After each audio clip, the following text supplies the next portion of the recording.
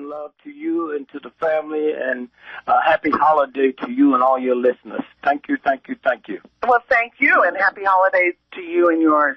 Well, you know, I told a friend of mine that I was going to have you on as a guest, and he remembered buying an album that was released in the early 60s, and you had, on that album, you had a piece titled, We Wonder Where Has All the Gold Gone. You said in that piece that we're buying our cars from Japan, we're walking on Italian marble, we're eating Canadian bacon, we're smoking Cuban cigars, we're walking on Persian rugs, we're wearing Swiss watches, eating imported olives, drinking French wine and Scotch whiskey, and we wonder where has all the gold gone. You know, I'm paraphrasing. It's a funny bit, Sure. but talk to me. How do you think things have changed since you made that? Well, let me just tell you that's very important, because when your soul and your spirit is lost, then you have to look for prestigious things to fill them back up. And so when you become invisible to yourself, then you have to do things to make yourself visible. I have 10 children and 12 grandchildren and one great-grand, and when you're not paying them attention, they start knocking. They start beating on the baby bed. They start making you see me.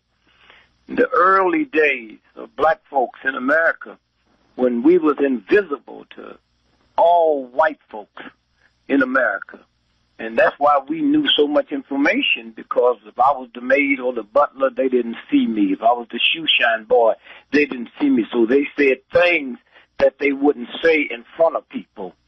And that's why we had so much knowledge. We was the Pullman porters. We heard rich white folks talking about what's fixing to happen, what the stock market was going to do. And a lot of black folks back then become multimillionaires because of information we had, because we was visible. You had another group of black folks that would wear red alligator shoes, a pink shirt, a green hat, and orange socks. And everybody would laugh at us. In order to laugh at me, you have to see me. Mm-hmm. That's what that was about. Mm-hmm. We put gold in our mouth. Wasn't nothing wrong with our teeth. And if you notice, the ones that had the gold, you older folks that's listening, they were dark complected African Americans. Every now and then you had pimps and hustlers like Malcolm X that had gold, or prostitutes that had gold. That was sporting life. Mm-hmm. But the gold was there. Now, let me tell you how clever this is. That we know that white folks love gold and diamonds, and everybody love it. So I put it in the front of my mouth, and I grinned. If you find the people with the gold, they was always laughing, hoping you see the gold which you love before you see this black that you don't like. So all of that is survival. All of that is an unconscious survival. And so when you start looking at us with the foreign cars and the foreign this and the foreign that, that was to get you to see me. I'm not aware of it. That was a status symbol. Nobody bought a bad foreign car. Nobody bought a cheap foreign car. The Beetle, I mean, that was like known all over the world. Everybody's talking about it. So that's what that was about. Oh, so you're saying that we as a people, black folks, bought expensive things because we wanted to be noticed, because otherwise we were invisible. No. I'm saying we as black folks bought flashy things, not necessarily expensive. The alligator shoes was when most of them was imitations. Mm-hmm, mm-hmm. White America and America started buying those expensive things so you could see me. I was numb. I had nothing in my heart. I lost my spirit. I lost my religion. Everything. That's all Americans, black and white.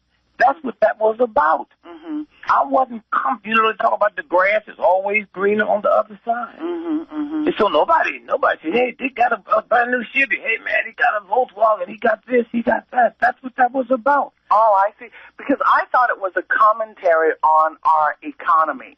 The fact that we're buying everything. It was a commentary on our economy, but I'm saying now, when I look back at it, right. It was the same thing when black folks was buying, you know, the alligator shoes and the red shirt and the orange hat and the purple tie. Right. In order to laugh at me, you have to see me. There's a numbness inside of us.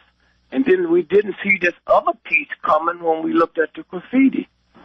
I mean, I'm just going to ask you a question, and it's a silly question. Who do you think was painting graffiti on the wall, young folks or older folks? Oh, I would definitely think young folks. All right, now I'm saying this for a reason. Who's in there in the Occupy movement? Basically young folks or old folks? Well, I think it's mostly young folks, but okay, you got some older folks. I know. We always have that.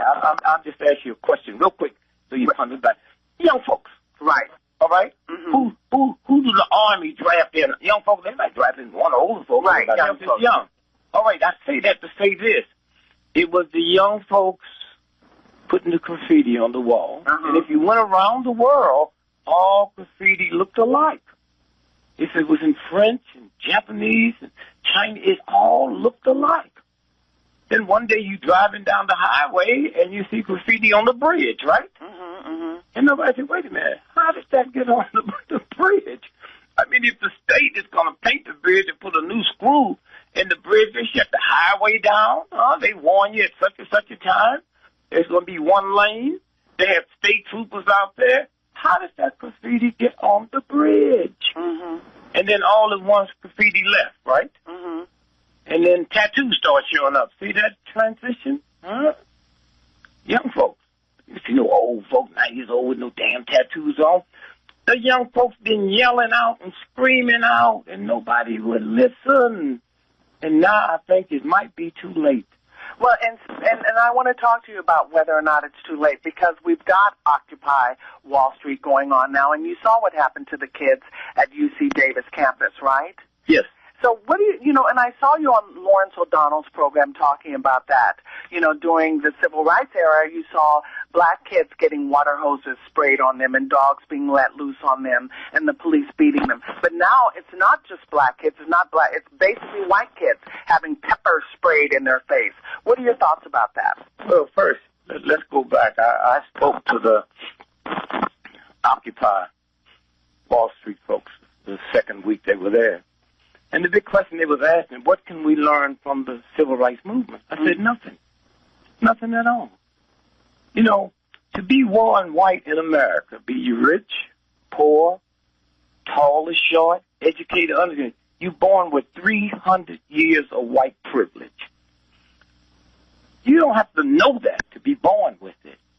You know, a friend of mine who I hired to work for me, and I told him that, and he said, no, man, that's not. I said, look, light-complected Negroes is born with a privilege. If you look at 80 years of professional sports, 99% of all black professional athletes was dark-complected and from the South, okay? Because if you was light-complected, you didn't have to pin your hopes on outrunning God with a football. Now, all the folks who upstairs who run the stuff, the teams, the sports team, they knew that all of them black men, dark complected from the South, black professional sports, have had sex with white women because of their Southern mentality. They wouldn't flaunt them. When Jackie Robinson came through and they had to bring him through to break into baseball, they realized that Jackie Robinson was born in Alabama, but when he was 1 month old, his family moved to L.A. area. So he didn't have that Southern mentality. That's why they put in his contract he wouldn't date a white woman for 3 years. You see, we just look at this and just think, no, there's a madness behind it, and the people who run it, most of them understand. Have you ever bit your tongue? You know how bad that hurts, right? Right. We didn't see these white children sticking 5, 6, 10 screws in their tongue and they wasn't taking painkiller, okay? Yeah. Okay? What does that mean? That's universal law. Anytime I start inflicting pain on myself, Mom and Dad, y'all better watch out because you next, okay? And so consequently, to get back to the question you asked, so I tell them, you know, you can't, if the most powerful man, a person in the world today is the President of the United States. Any president. So Obama's the most powerful human being on the planet today. He can't go to New York by himself and stand on a corner next to a wine old drug addict, white third-grade dropout murderer that just broke out of jail and get a cab. They'll run him down trying to pick up that white boy. White privilege, huh? You don't think they'd recognize Obama? No. You know, listen to me. That's what I said by himself. Just go there and stay in as an African-American. Okay? All right? Right. He can have $10 billion in his pocket. He don't have to be Obama. Right. He can be a black person with 12 PhDs and $10 billion in the bank, and it's going to happen. And when we in America stop playing that game and believe you can educate your way or money your way out this thing, you cannot do that at all. Mm-hmm. It don't work. And so I was saying to them young white folks there, you can't pattern yourself after our movement because you come with 300 years of white privilege. Let's take an example. Before King was killed, he was getting ready to do the Poor People's Campaign. Mm-hmm. Okay? Nobody. That don't threaten nobody. Poor People's Campaign. Most people who's poor don't recognize themselves as being poor. These white folks came there and say, take back, D.C. See the difference in the name? Take back D.C.? Mm-hmm. Poor People's Campaign? We shall overcome someday. That don't threaten nobody. If I ask you, can I borrow $10,000 from you, I'll pay you back someday. You ain't going to give it to me. Mm-hmm. King got gunned down because his attitude was today, not someday. And so what King was killed for wasn't killed over civil rights or human rights or segregation. King was killed because he became the first black person in the history of America to get in a position to determine public policy. That's what he was killed about.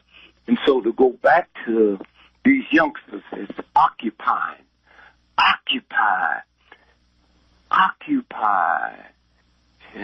Wall Street. When I was a little boy growing up, every time I saw the word occupy, I went to the movie. It was a mighty nation occupying a poor nation. Mm-hmm. Listen to the words. They are not Negro words. They're not words that come out of oppression. These are words of oppressed people, but they have a different mentality.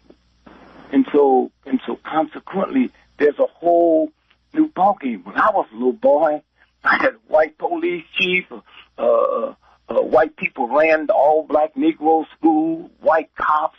Hollywood was white. And I go to an all-black church and see a white Jesus and a white Mother Mary. White folks saw people in charge who looked like them. That's why people from the Caribbean, dark folks, can come here and do better than American Negroes. Why? Because as poor and as messed up as they were down there, they did see black folks in charge. We didn't. Mm-hmm. And so altogether, there's a whole different, mentality. It's like when they say N-word, that's an insult to me. I don't even do shows that discuss it. That's an insult. One day, if men feel bad the way we have raped women, and those of us that didn't sit by and didn't say nothing, and so we're going to have women to change the word to the R word, that's an insult. Can you imagine our Jewish brothers and sisters being stupid enough to let some non-Jews decide that we're not going to use the word swastika no more. We're going to call it the S word. In the concentration camp, we can call it the C word. Not one black person sit at the table to determine that word will not be used no more. Mm-hmm. Jesse Jackson wasn't there. I wasn't there. Nobody was there. Well, why did that word get switched, and why were we stupid enough to go along with it? The word got switched because of the O.J. Simpson trial. There are millions of people that believe O.J. Simpson did that. And they believe because of Mark Furman's racist statements and the use of that word is the why he was free. So somebody decided we're going to get rid of it. We black folks are stupid enough to go along with it. If I was in Russia today and I saw so-and-so shot somebody because they call them the N-word, and I look up the N-word as the 14th letter in the alphabet, I would think that person that did the shooting had to be stupid. But it's a funny thing. When Governor Perry got in trouble a month and a half ago about that lodge his family was renting. Exactly. that said nigger head. The LA Times didn't say the N-word head. NBC didn't say the N-word head. The Washington Post that broke the story didn't say the N-word head. Well, how come I got to behave, but they don't? Huh? I mean, you raised so many issues, right? You just raised so many issues. Because I wanted to ask you about your book title, your first autobiography. Would you still use that today? Because it's so offensive and a negative connotation to today it is to use that word. They used to say gays was offensive, so that's how come they had to hide. They used to say black folks was offensive, that's how come I had to hide. Huh? They used to say ugly people was offensive, so let's hide them. They used to say people with mental problems was offensive, and then when the Civil Rights Bill come through, huh? Because it's just a word, right? Kennedy got on TV and admitted he had a sister that's been in a mental hospital all her life. Then it becomes fashionable for people to send their children to schools and have a psychiatrist on the staff, huh? And then it becomes oh, I can't do it Thursday, have an appointment with my psychiatrist. You don't hide nothing away. You don't hide nothing away at all. And so consequently, when the gays came out the closet, they could start getting jobs that they would never ever get before. And when women said, no, we're not going to tolerate this no more. When I was a little boy, I'm 80 years old. When I went to school, a woman school teacher couldn't be married, huh? If you was worth $10 million, you couldn't go buy a car unless your father, your brother, or your husband signed off for you, okay? And then all at once the women's movement came through and said, no, not no more.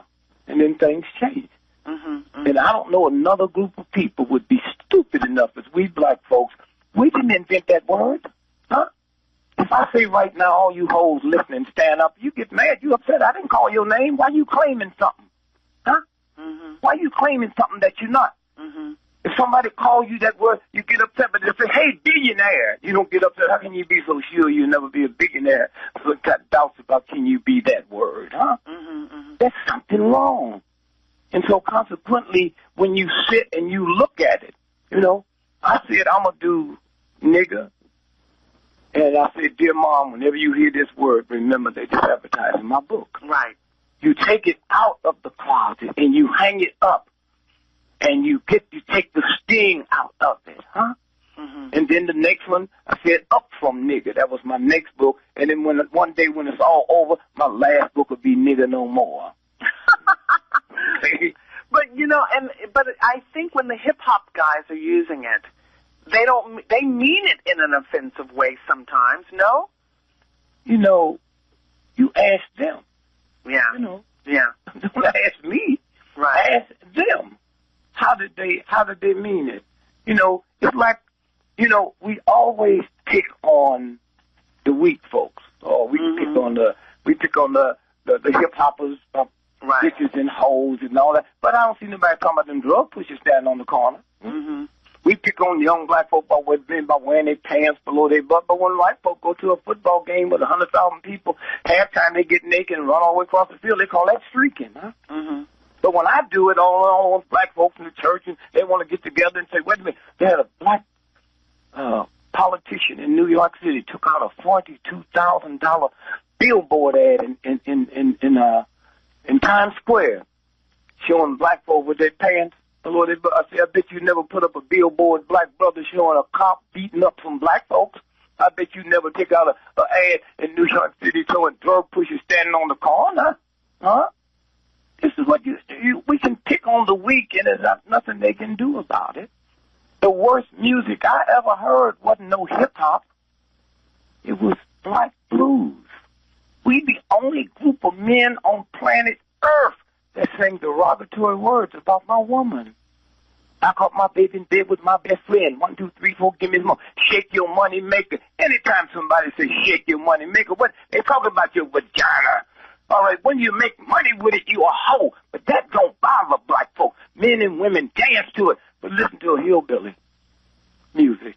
You know, if he ever said anything derogatory about that lady he living in the trailer with, all he says, baby, I'm sorry. Well, no, I think that's definitely true, that we say bad things about us, black women. But I'm saying nobody attacks it. Blues?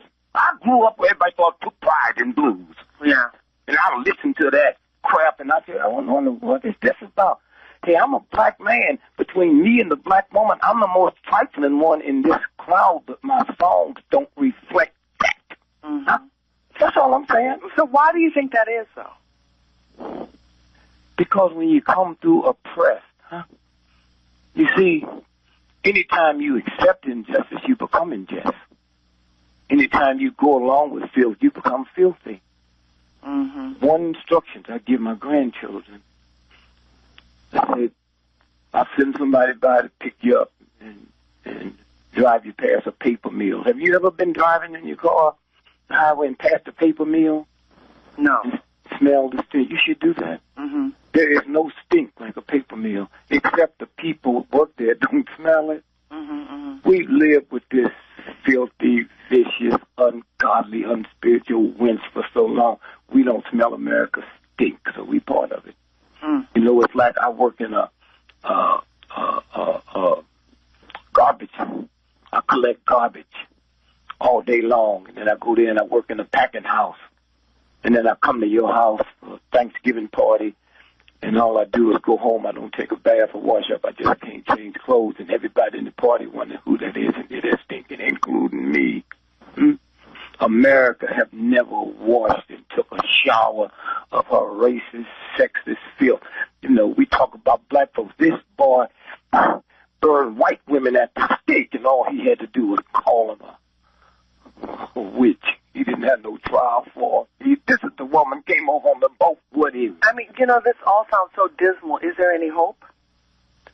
Well, you know, I'm examining America, and you ask them for hope. You go to the doctor, they give you an examination. They give you, then they just, that's why America will never make it. We always looking for hope, and the people who ask for hope don't qualify to fix it.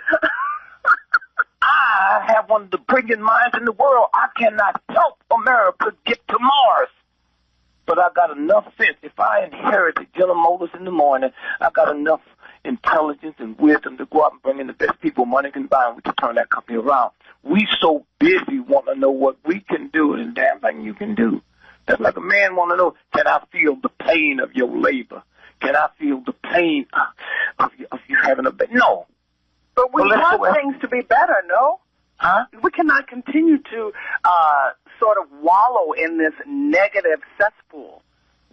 We have to believe that it can change or get better. Believe it all you want, dear. You can go to bed tonight believing you're a millionaire. You can go to bed tonight believing tomorrow's Christmas. That's jive, baby. There's universal law. You can believe that 12 noon today is midnight, and midnight is 12 noon, and it's not going to happen, okay? We keep looking for shuck jive ways out so we can go to bed. Mm-hmm. I went to Europe for a rally against capital punishment, right? Round trip, first class. They took my tax money off my ticket and bought bombs and ammunition and dropped on women and children all over the world. So when they fall on me and my grandchildren, I just look up the sky and say, even time, baby. Mm-hmm. Okay? Mm-hmm. Every time you go buy a loaf of bread, you participate in this filth. Every time you buy a turkey to celebrate Thanksgiving, that tax money, participate in this filth. Okay? Mm-hmm. And so one day we can see that we might be able, but we have to see it first. We have to see it. And if you don't see it, you keep wishing that this is going to change. Oh, I'm sorry to death. I wish more you got to eat. Okay? You have to eat. I'm thirsty. You have to drink water. Mm-hmm. You can't wish you can't wish you put gas in your tank. You don't put gas in, you wish it's in there, the tank, of course, going to run out of gas. And that's where America is today. We're about to run out of gas if we haven't already. Mm-hmm, mm-hmm, mm-hmm. And how would you fix it? You would step back and bring in the best ethical, peaceful minds, academic and otherwise on the planet. And maybe they can come up with a plan if it's not too late. You know, but Obama's not doing that. He's not bringing in the best ethical mind. Wait a minute. Who said he was going to fix it, dear? See, we always keep looking for a blame. Who said he was going to fix it? Huh? Mm-hmm. Huh? I mean, Obama. He did when he campaigned. Huh? He said it when he campaigned. There's a whole lot of people that say things. I told Neiman Marcus I was going to pay him. When I got $46,000 worth of stuff, they still calling me.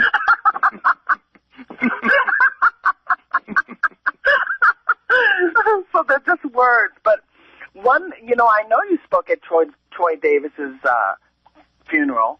Yeah. And yesterday, the governor of Oregon said he's not going to have any more executions on his watch. Yes. That's a good thing. Well, let me tell you, not just Roy Davis. See, I really didn't believe they was going to kill Roy Davis. As sick as America is, I didn't realize he was that sick. Why did you think they wouldn't? Because of the millions of letters, the Pope's voice, ethical, moral people stood up and said, no, there's too much doubts about this here. The people, the guy that used to run the electric chair in Georgia said there's too much doubts. I thought they wouldn't. So I went and spoke. Well, I spoke at his funeral after, but I spoke at the rally that Friday, and then I left and went to Huntsville, Texas, and we had a group that fasted all night and meditated.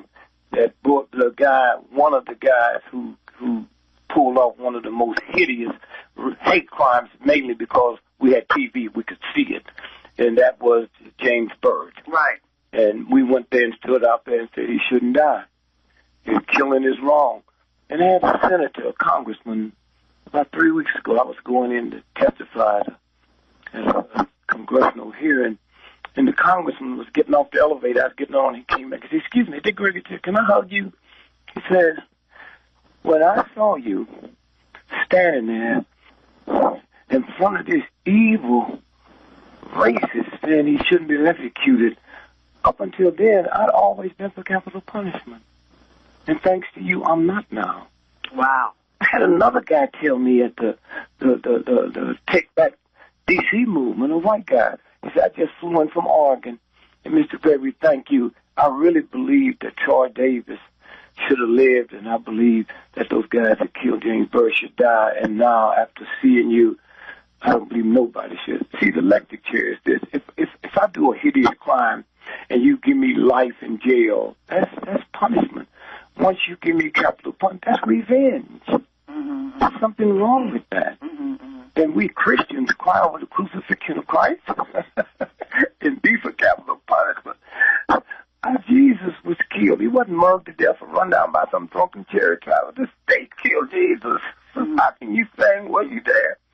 When they crucified the Lord, which is a cheap song to sing 2,000 years later, we wasn't there then, and most of us wouldn't be there now. And if Jesus Christ came back to America and bugged the wrong people, they give him the electric chair. And then we'll all be walking around with big chairs around our neck.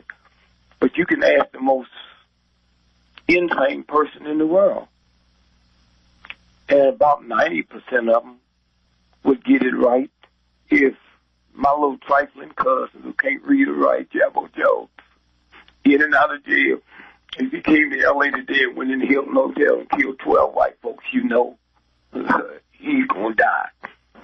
If Prince Charles' son came over here and went in the same hotel and killed 40 white folks, he's not going to get electric chair. That don't seem to bother people.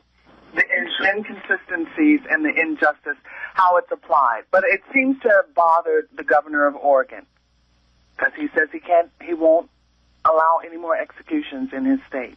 Well, that's good. That's and, good. And little by little, I'm sure, and that's what I said about the Troy Davis trial. See, I always believe that if we could get somebody to agree that was going to get the electric chair, would you agree that they can do this on TV and let the world see what happened? But no, that wouldn't have been effective as Troy Davis, because the people heard all the inconsistencies in this here, and that did more to end capital punishment in the long run than anything else. Right. And in your sermon, you said God, in your speech at his funeral, you said God leaves no footprints. So this governor, that's the footprint, not well, left. You see, when God picks you, it leaves no footprint. You don't have to turn on NBC or CBS or look up in the archives. You were picked. And who cares who knows your name? You've already been picked by the universal. There's no footprints that need to be left. And so consequently, we will see things change fast, but I don't know if we waited too long. If we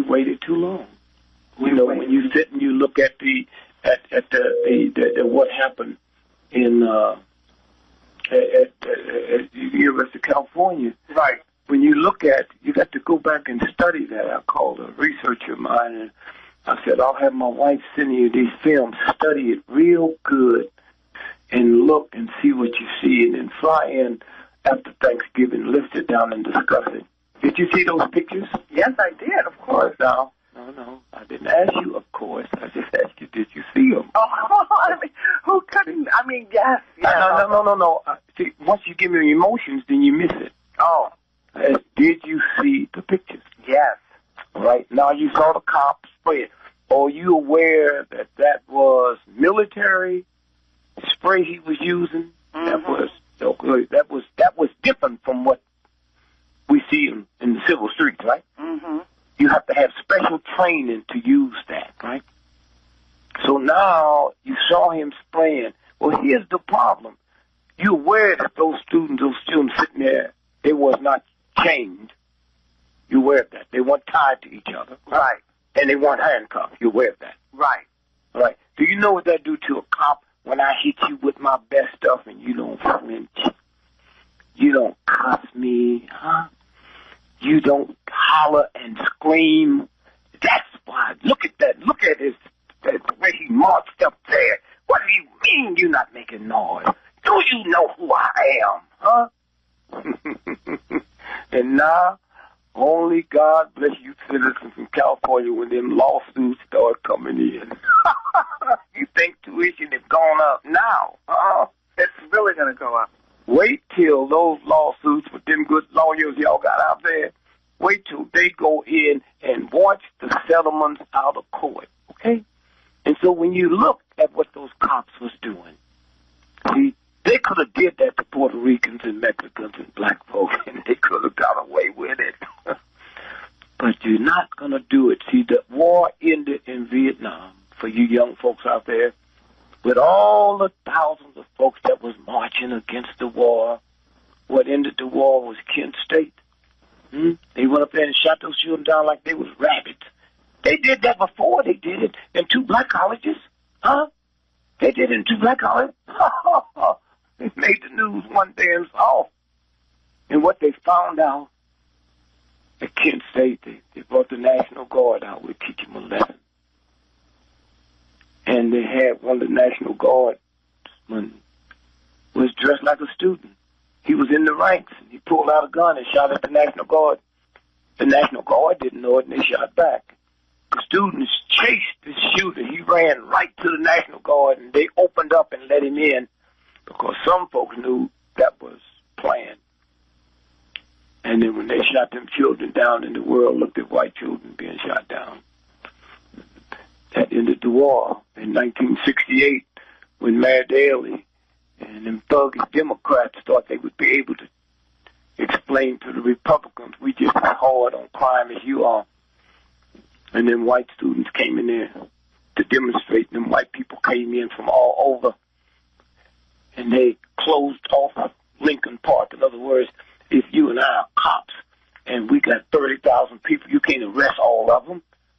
So you create what you call a funnel. You leave an opening so when you drop your tear gas, people can run to that opening and get out of there, and then you pick off the leaders. They put a ring around the park with no opening when I dropped that tear gas. Anywhere I ran, I had to bump into a cop. That's why I go down in history as a police ride, and it backfired on the Democrats, huh? And so people looking at white children getting beat up by cops. They see this. Why do you think with the thousands of black cops in America, why do you think you never read the news or pick up TV and see a white family crying every other day? This Negro cop shot my husband or my brother, my sister in the back of the head 40 times. Why you think you don't see? You think better cops? You think black cops are better trained and more spiritual? No. Black cops got enough sense to know the white folks ain't going to tolerate it. And when you get to the point you don't tolerate nothing, it stops. And so consequently, as black people, I'm a black man, and one of the wide hip black dudes on the planet, baby. And I ain't never heard a black man come to me and say that white racist cop took his nightstick and hit my car. I don't know if you can find a black man in America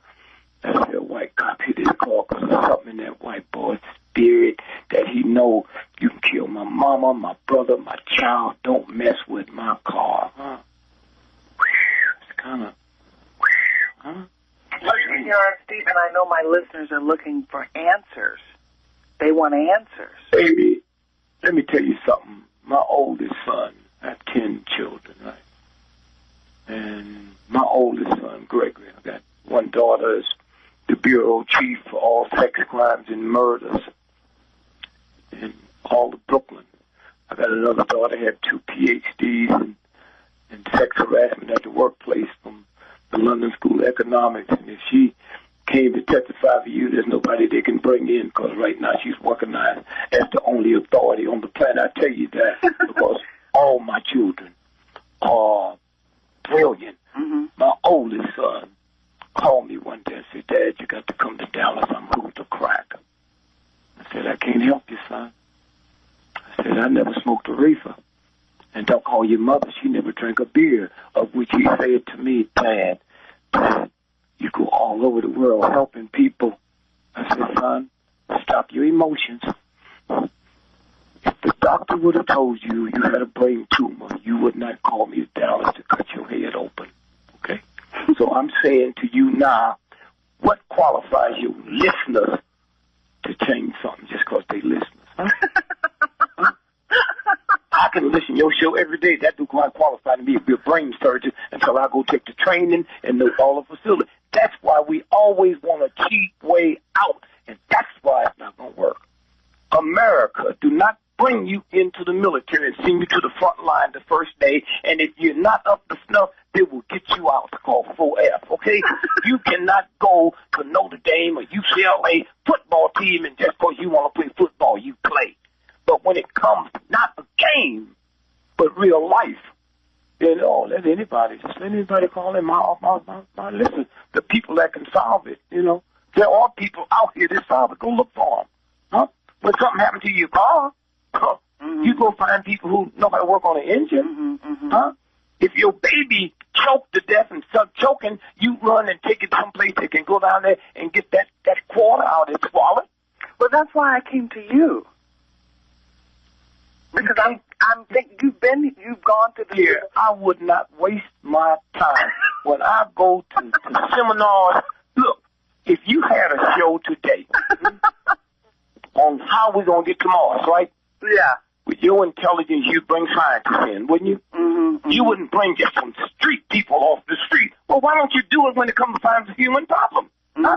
Mm-hmm. If you was going to talk about, why arthritis creates one, you wouldn't just get somebody with arthritis. They don't know. Mm-hmm. You bring people in and tell you, people who's been trained, people who's then you will come up with some solutions. Okay, so what we're saying, what I'm understanding, there's no will to solve it. There's no will to solve it because everything, when Kennedy said we're going to put astronauts up there in the space, didn't they do it? Mm-hmm. Did they come on the street and beg people, give me some ideas? Or did they go and give billions and trillions down to the university, to the scientists? Did the Russians just come out in the street and say, because then, you see, we're so disrespectful when it comes to something we really don't want to do, because in our heart, we don't want to see it changed. Mm-hmm. Do you know what let me tell you what the Senate and Congress did the other day. President Obama and his wife went out and campaigned for nutrition in schools, okay? Mm-hmm.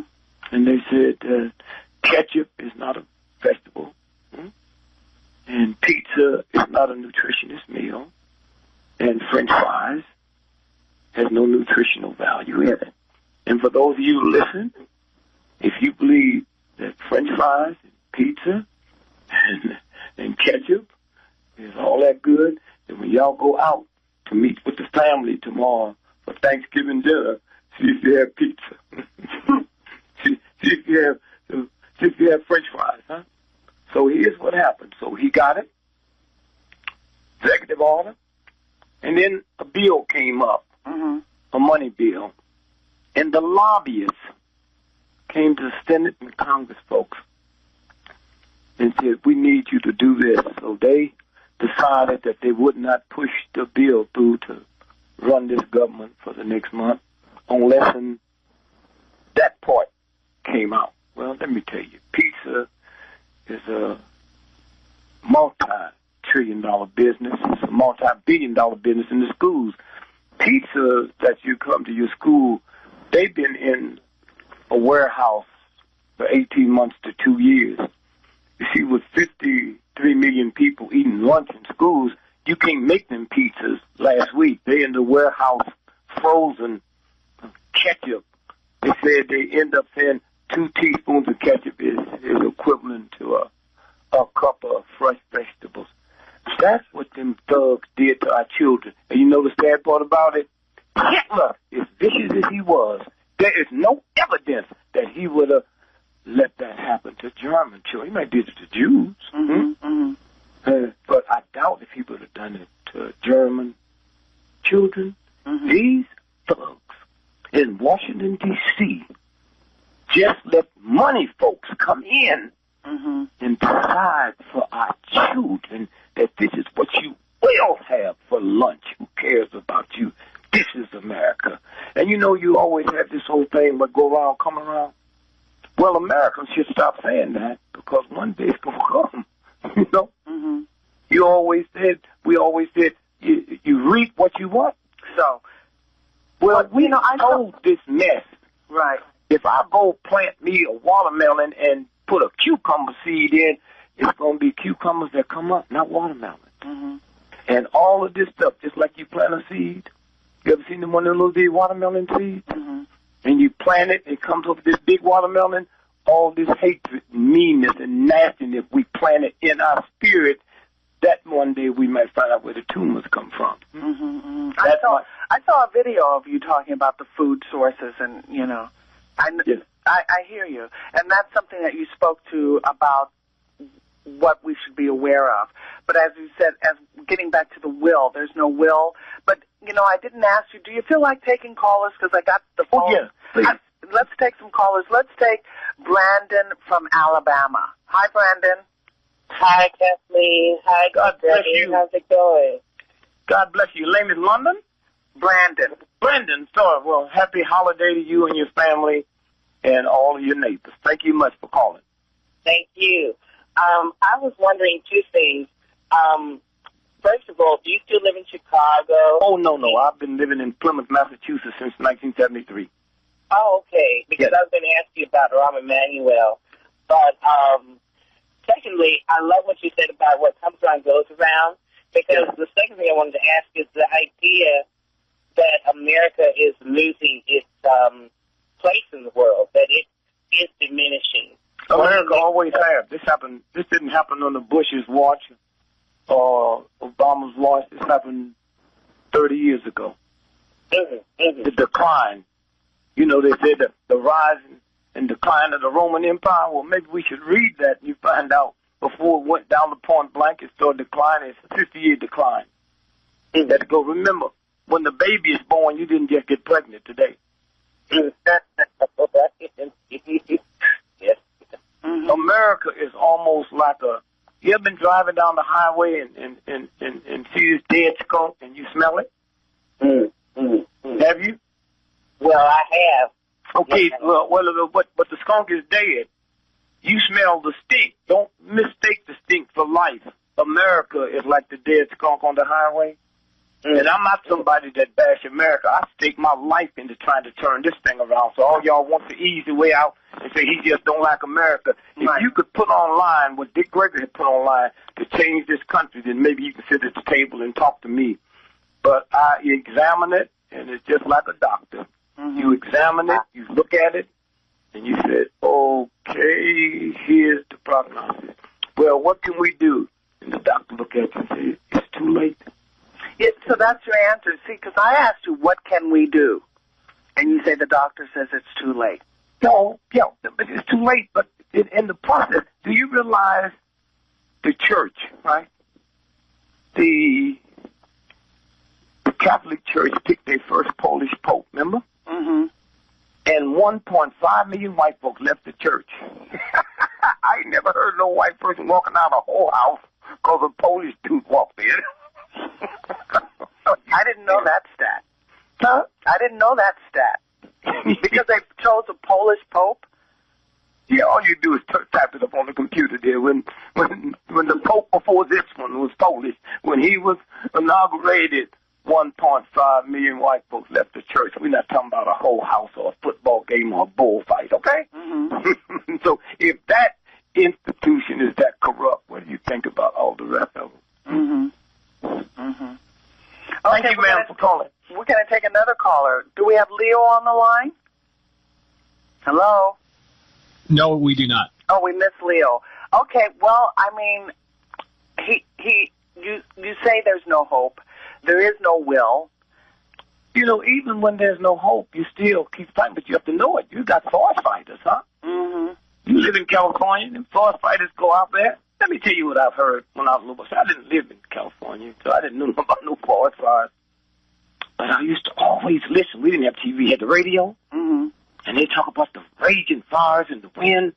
And then you hear the governor say, if we don't get a shift in the wind, we can't save it. And now I'm 80 years old, and I never remember reading where a state burnt down. What do shift in the wind mean? It's out of our hands. We have no control over it. Mm-hmm, mm-hmm. So what we got to look for now is a shift in the wind. That comes from the universal God force. Mm-hmm. The universal God force. When you go home today, no, don't go home, just on the way to where you're going to stop by a drugstore and go to the toothpaste section and pick up the toothpaste and get the real big one, so the print. And it says, if you swallow, warning, if you swallow a tea-sized piece of this, one of the little bitty green peas, call not your doctor, not go to the emergency ward, call the Poison Control Center. That's in your toothpaste, okay? That's what these thugs put in the toothpaste.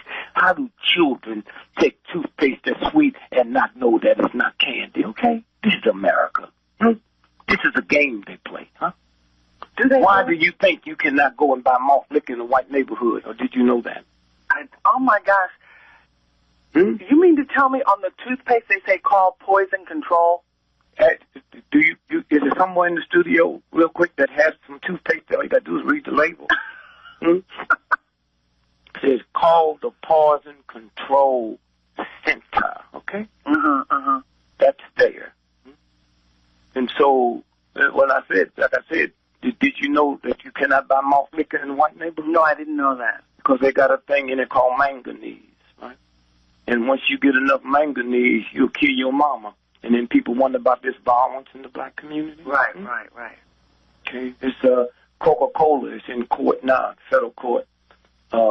When soda pop, there's an expiration date on all soda pop. Mm-hmm. And once it reached that date, you're supposed to throw it away.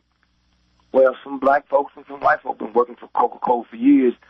They decided to blow the whistle. And they said, well, what we've been doing is they have us pick up all these expired Coca-Colas from the white community stores and take them to a warehouse in northern Dallas and redate them and take them to the black community. And so if my mama was alive and she drank one, she said, I'd have to go see the doctor. There must be something wrong with me every time I drink one of these Cokes. I get heartburn. Then they'll blame it on the Coke. And so I'm saying if Coca-Cola is doing that, you think the pharmaceutical companies might be doing that too? And so it's the whole corporatization of America. Yeah, and that's what these young folks is talking about. And did you see when the president said he's going to bring the soldiers home from Iraq at Christmas?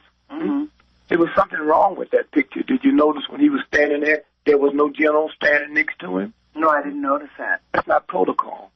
You know what he's bringing them soldiers home for? What? The occupiers. Okay? Oh.